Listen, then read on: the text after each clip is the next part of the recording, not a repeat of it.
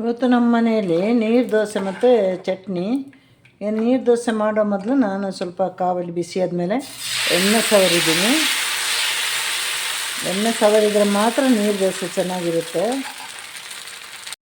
ಇಲ್ಲಿ ನಾನು ನೀರು ದೋಸೆಗೆ 2 ಕಪ್ ಬಿಳಿ ಅಕ್ಕಿ ಅಂದರೆ ಅನ್ನದ ಅಕ್ಕಿ ತಗೊಂಡಿದ್ದೇನೆ. ಹಾಗೂ ಒಂದು ಅರ್ಧ ಕಪ್ಪಷ್ಟು ತೆಂಗಿನ ತುರಿ, ಉಪ್ಪು, ನೀರು ಹಾಕಿ ಚೆನ್ನಾಗಿ ರುಬ್ಕೊಂಡು ಬಂದೆ. ಇವಾಗ ನೀರು ದೋಸೆ ಅಂದರೆ ಯಾವಾಗಲೂ ಹಿಟ್ಟು ನೀರಾಗಿರಬೇಕು,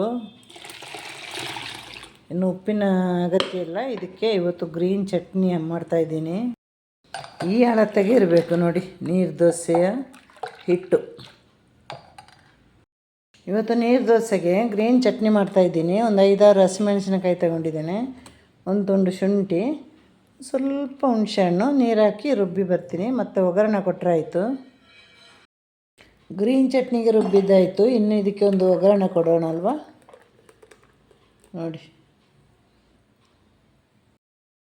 ಹಸಿರು ಚಟ್ನಿಗೆ ಒಗ್ಗರಣೆ ಕೊಟ್ಟು ನೀರು ದೋಸೆ ಮಾಡುವಲ್ಲ,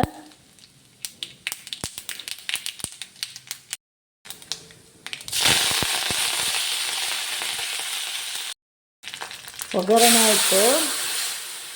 ಇನ್ನು ನೀರು ದೋಸೆ ಮಾಡಬೇಕು.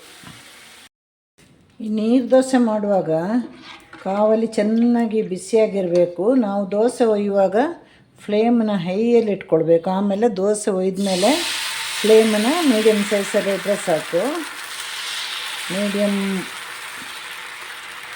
ಮೀಡಿಯಮ್ ಆಗಿಟ್ಟರೆ ಸಾಕು. ಮುಚ್ಚೋದಾಗೆ ಕರೆಕ್ಟಾಗಿ ಮುಚ್ಚಬೇಕು. ಆಗಲೇ ನಮಗೆ ಬೇಗ ನೀರು ದೋಸೆ ಮಾಡಲಿಕ್ಕಾಗುತ್ತೆ. ಸ್ವಲ್ಪ ನಿಮಗೆ ಜಾಸ್ತಿ ಫ್ರೈ ಆಗಬೇಕಂದ್ರೆ 1 ನಿಮಿಷ ಲೇಟಾಗಿ ತೆಗೀರಿ. ಇವಾಗ ಫ್ಲೇಮನ್ನು ಮೀಡಿಯಮ್ ಇಡೋಣ. ಕೆಲವೊಂದು ಸಲ ಹೈ ಇಟ್ಟರೆ ಸೀದೋಗುತ್ತೆ. ದೋಸೆ ರೆಡಿ ಆಯಿತಾ ಅಂತ ನೋಡೋಣ. ನೋಡಿ, ದೋಸೆ ರೆಡಿಯಾಗಿದೆ. ನಿಮಗೆ ಬೇಕಾದರೆ ಇನ್ನೂ ಸ್ವಲ್ಪ ಇದನ್ನು ಕಾಯಿಸ್ಬೋದು.